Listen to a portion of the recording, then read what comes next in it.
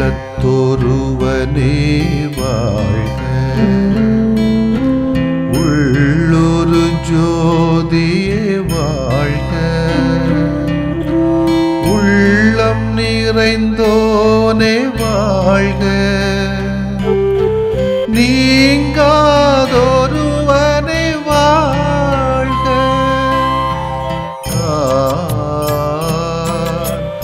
ஒளி பொருந்திய அழியாத ஆன்மா,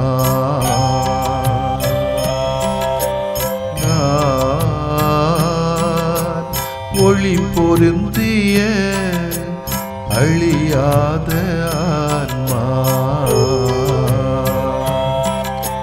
நீ என்னில் நான் உன்னில் ஈஸ்வரா, நீ என்னில் நான் உன்னில் ஈஸ்வரா, ஒளி பொருந்திய அழியாத ஆன்மா,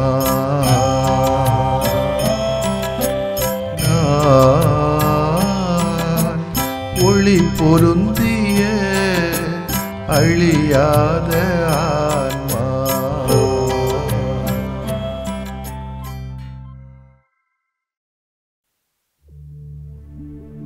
கடவுளே உமது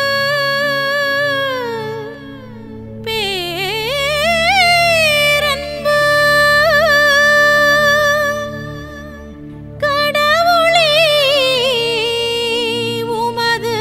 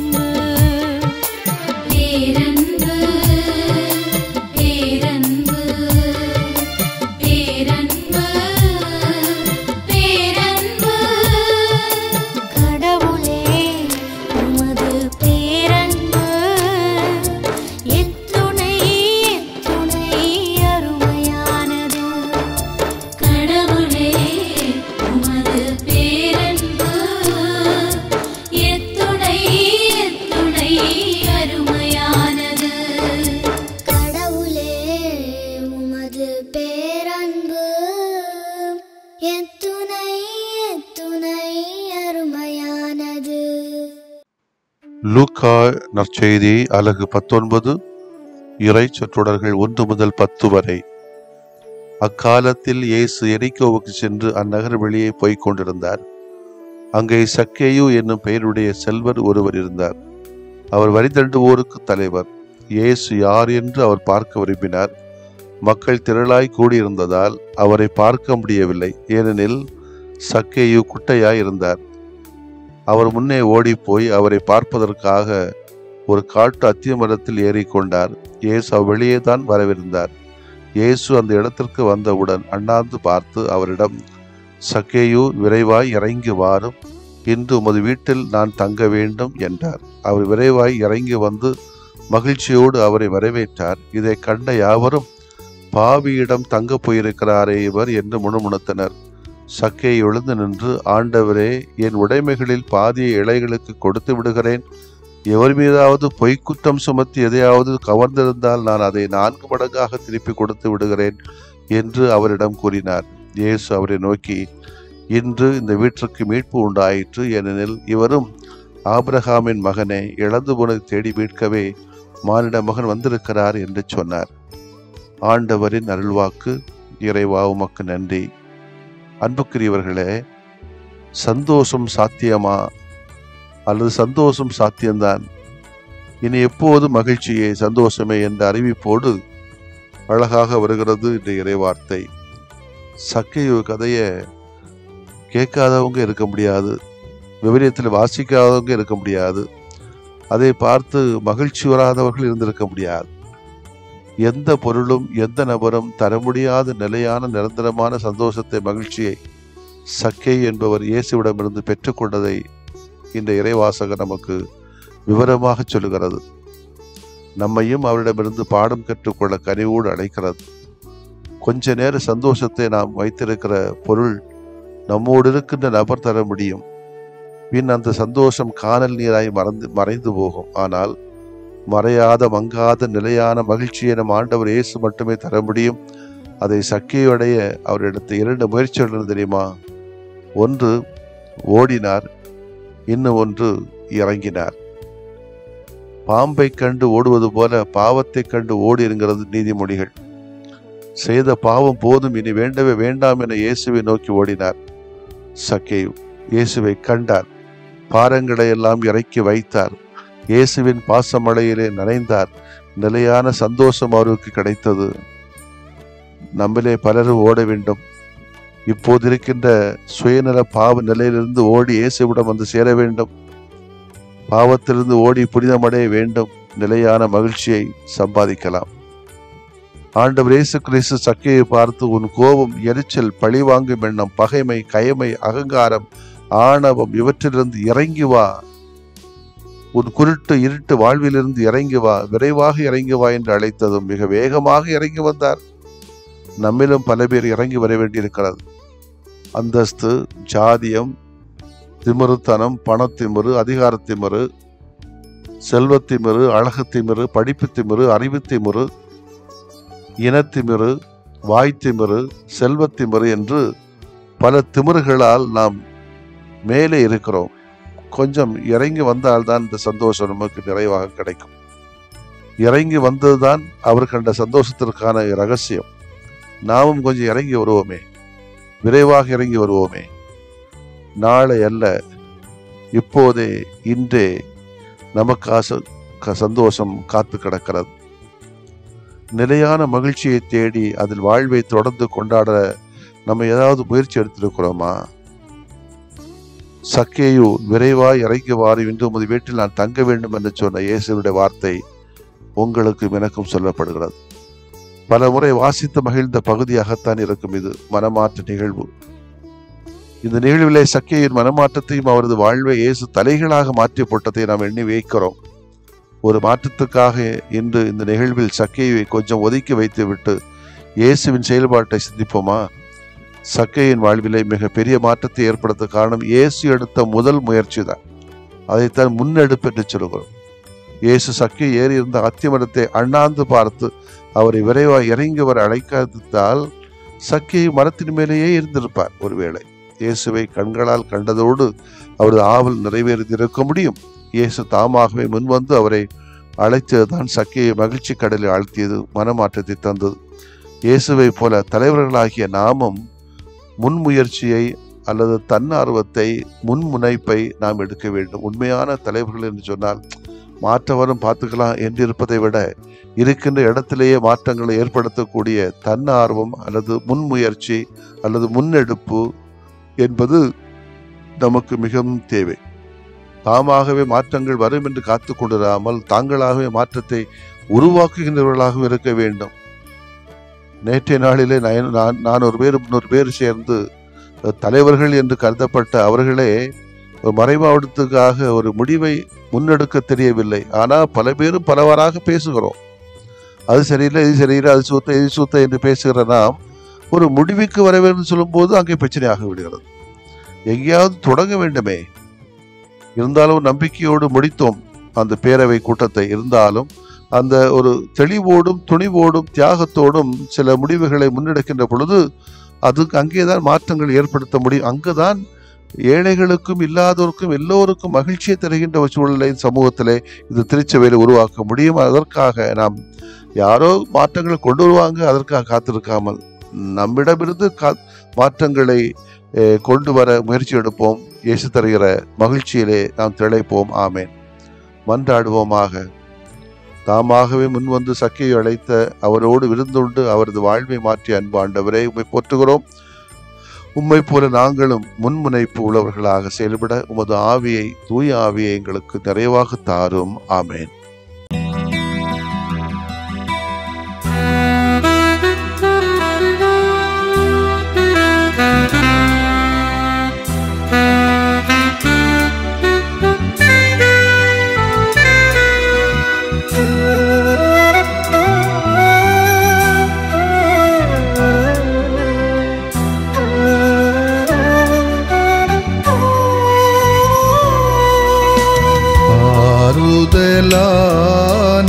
ஆண்டவரே, ஆதரவென்றும் எனக்கு நீரே. ஆறுதலான ஆண்டவரே, ஆதரவென்றும் எனக்கு நீரே.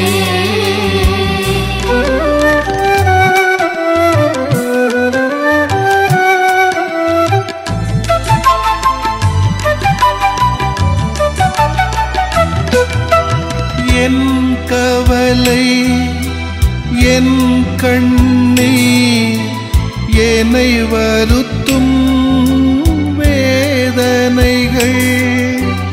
என் கவலை, என் கண்ணீர், என்னை வருத்தும் வேதனைகள். என் பயங்கள், நெருக்கடிகள் எல்லாம் ஏற்றனை தேற்றுமையா. என் பயங்கள், நெருக்கடிகள் எல்லாம் ஏற்றனை தேற்றுமையா.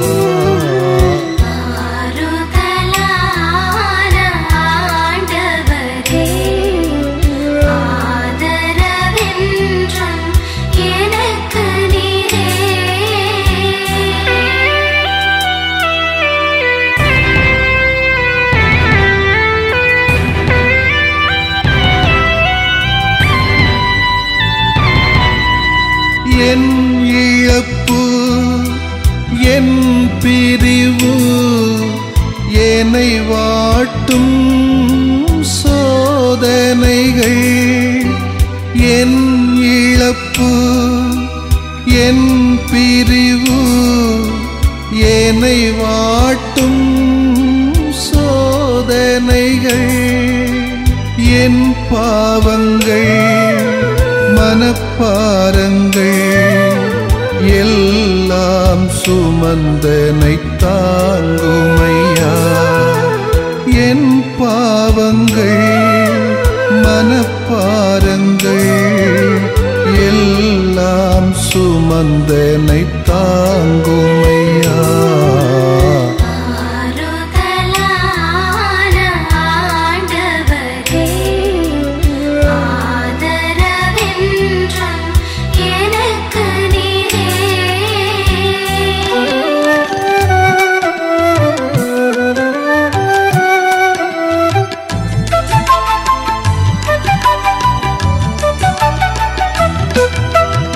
என் குடும்பம் என் பணிகள் என்னை அழுத்தும் பல சுமைகள். என் குடும்பம் என் பணிகள் என்னை அழுத்தும் பல சுமைகள்.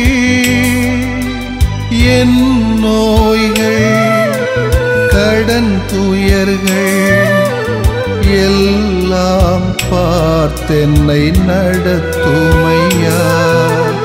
என் நோய்கள் கடன் துயர்கள் எல்லாம் பார்த்தென்னை நடத்துமையா.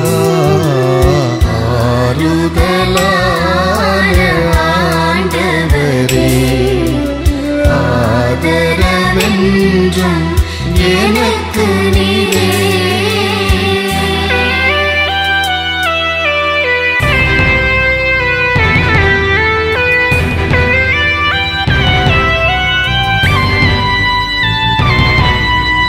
என் ஏக்கம் என் நோக்கம் என்னை தாக்கும் பழித்துரைகள்.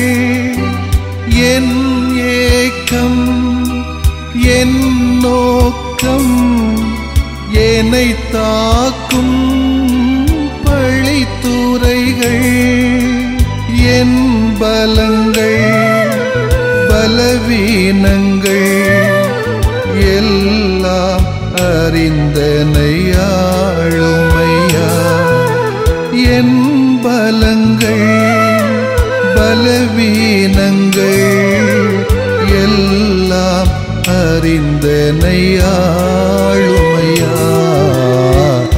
ஆறுதலான ஆண்டவரே, ஆதரவென்றும் எனக்கு நீரே. ஆறுதலான ஆண்டவரே, ஆதரவென்றும் எனக்கு நீரே.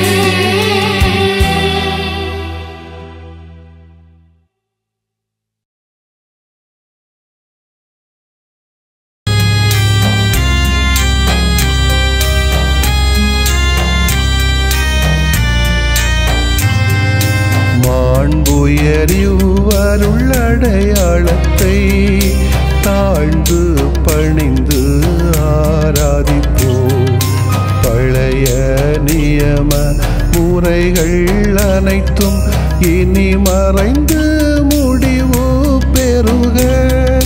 புதிய நியம முறைகள் வருக. புலன்களாலே மனிதன் இதனை அறிய இயலா. குறைகள் நீக்க நம்பிக்கையின் உதவி பெறுக.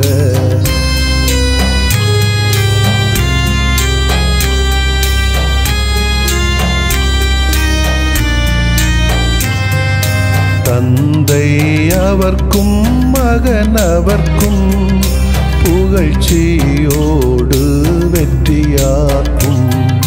மீட்பின் பெருமை மாட்சிமையோடு வலிமை வாழ்த்து யாவுமாக.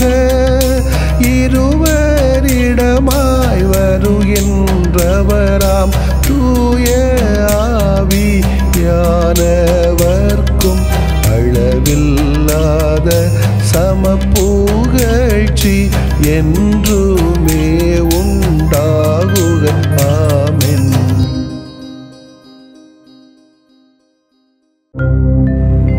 வானின்று அவர்களுக்கு அப்பமளித்தீரே, இனிமையெல்லாம் தன்னகத்தில் கொண்ட அப்பம் இதுவே. மன்றாடுவோமாக.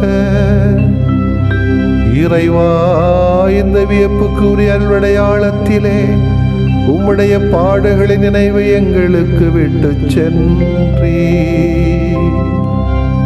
உம் திருவுடல் திருரத்தமாகியவற்றின் தூய மறைபொருளை வணங்கும் நாங்கள் உமது மீட்பின் பயனை இடைவிடாமல் துய்த்து உணர்ந்து மகிழ அருள்வீராக.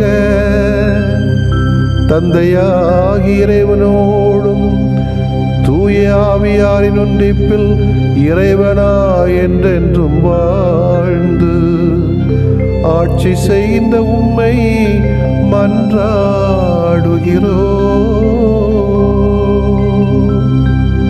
ஆமென்.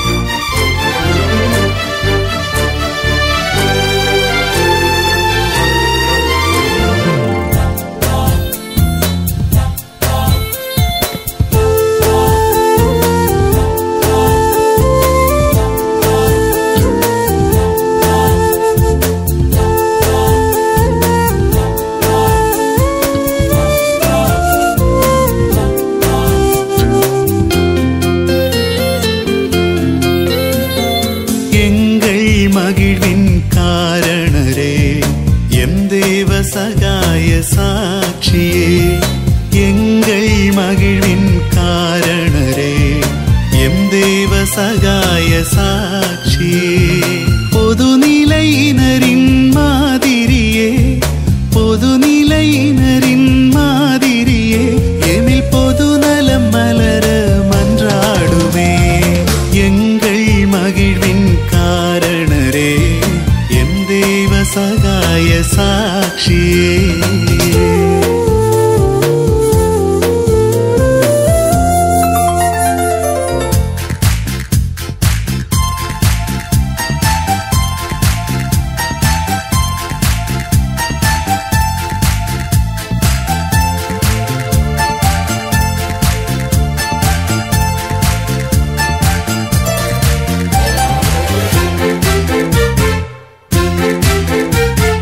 நற்செய்தி ஒளியை மனமேற்றீர், நற்பாதை தனையே தினம் தேர்ந்தீர். நற்செய்தி ஒளியை மனமேற்றீர், நற்பாதை தனையே தினம் தேர்ந்தீர்.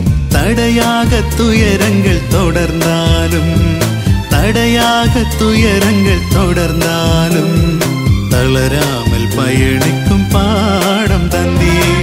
எங்கள் மகிழ்வின் காரணரே எம் தேவ சகாய சாட்சியே.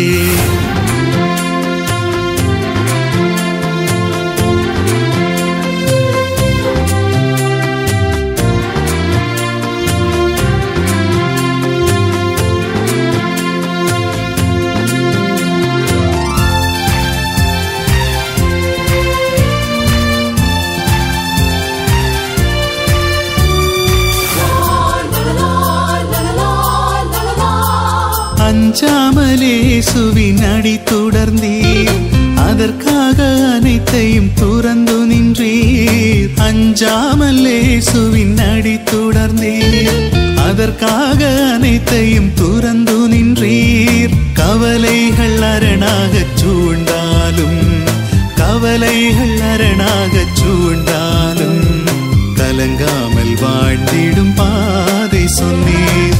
எங்கள் மகிழ்வின் காரணரே எம் தேவ சகாய சாட்சியே. எங்கள் மகிழ்வின் காரணரே எம்